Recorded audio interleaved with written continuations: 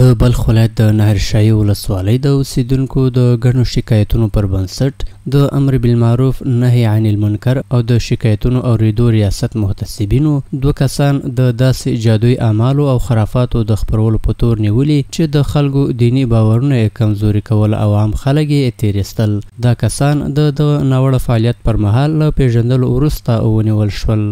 د دوی د نیولو پر مهال ورسره داسې وسایل لکه چاقو، زنځیر او ځانګړي مواد ترلاسه شوي چې د جادو او د مراجعینو د تیر ایستلو لپاره ترې کار اخیستل کېده. لومړنۍ څېړنې ښیي چې نیول شوي کسانو به خلکو ته د شخصي، ټولنیزو او کورنیو ستونزو د حل ژمنې ورکولې او په بدل کې به یې ترې ډېرې پیسې اخیستې.